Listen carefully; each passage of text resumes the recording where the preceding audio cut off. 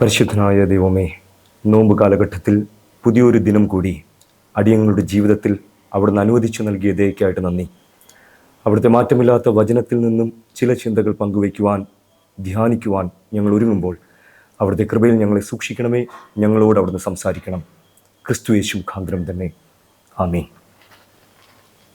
എല്ലാവർക്കും ഒരിക്കൽ കൂടി ക്രിസ്തു യേശുവിലുള്ള സ്നേഹവന്ദനത്തെ ഞാൻ അറിയിക്കുന്നു. വിശുദ്ധ മത്തായി എഴുതിയ സുവിശേഷം 5-ാം അധ്യായം 12-ാമത്തെ വചനം.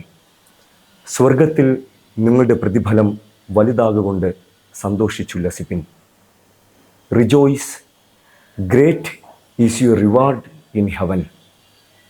കർത്താവായ യേശു ക്രിസ്തു തൻ്റെ പരസ്യ ശുശ്രൂഷയിൽ, പഠിപ്പിക്കലുകളിൽ ഒരിക്കൽ പോലും ഭൗതിക തലങ്ങളിലെ നേട്ടങ്ങൾക്കും ആശ്രയത്വത്തിനും ആകർഷണങ്ങൾക്കും വലിയ പ്രാധാന്യം നൽകിയതായി നമ്മൾ കാണുന്നില്ല.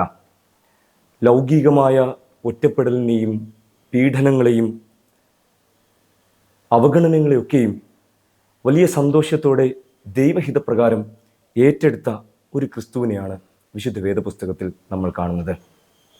മലമുകളിലെ പ്രഭാഷണത്തിൽ ഈ കർത്താവ് നമ്മോട് പറയുന്നത്, നിങ്ങൾക്ക് ഈ ഭൂമിയിൽ പീഡനങ്ങളേൽക്കുന്ന സാഹചര്യങ്ങളിലും നിങ്ങൾ തളർന്നു പോകരുത്.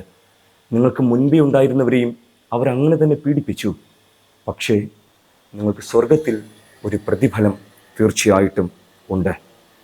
You have A great reward in heaven when you go through the persecutions.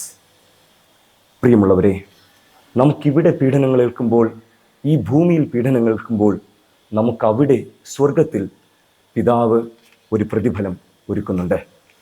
ഈ നോമ്പ് കാലഘട്ടത്തിൽ നമ്മുടെ ചിന്തകളും നമ്മുടെ നോട്ടങ്ങളും നമ്മുടെ ലക്ഷ്യവും ഉന്നതമായ കാര്യങ്ങളിലേക്ക്, സ്വർഗീയമായ വിഷയങ്ങളിൽ തന്നെ ആയിത്തീരട്ടെ എന്ന് ഞാൻ പ്രാർത്ഥിക്കുന്നു. കർത്താവ് തന്നെ പറയുന്നുണ്ട്, പുഴുവും തുരുമ്പും കെടുക്കാതെയും കള്ളന്മാർ തുരന്ന് മോഷ്ടിക്കാതെയും ഇരിക്കുന്ന സ്വർഗത്തിൽ നിങ്ങളുടെ നിക്ഷേപം സ്വരൂപിച്ചു കൊള്ളുക. ദൈവിക വിഷയങ്ങളിൽ അതിതൽപരനും ആത്മാവും ജ്ഞാനവും നിറഞ്ഞ് നല്ല സാക്ഷ്യവുമുള്ള ഒരുവനായിരുന്നു സ്തേഫാനോസ്. വിശുദ്ധ വേദപുസ്തകം അവനെക്കുറിച്ച് അടയാളപ്പെടുത്തുന്നത് ഇങ്ങനെയാണ്: അവൻ കൃപയും ശക്തിയും നിറഞ്ഞവനായി വലിയ അത്ഭുതങ്ങളും അടയാളങ്ങളും ചെയ്തു. അപ്പോസ്തല പ്രവൃത്തികൾ 6:8. അവൻ കൃപയും ശക്തിയും നിറഞ്ഞവനായി ജനത്തിൻ്റെ മധ്യത്തിൽ വലിയ അത്ഭുതങ്ങൾ, വലിയ അടയാളങ്ങൾ അവൻ ചെയ്തു. നമുക്കറിയാം, ഒടുവിൽ ദൈവനാമം നിമിത്തം അവൻ പീഡിപ്പിക്കപ്പെടുകയാണ്.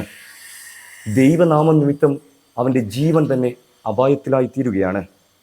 പക്ഷെ അപ്പോഴും സ്വർഗീയമായൊരു പ്രതിഫലം, അല്ലെങ്കിൽ സ്വർഗം അവന് വേണ്ടി തുറന്നിരിക്കുകയാണ്.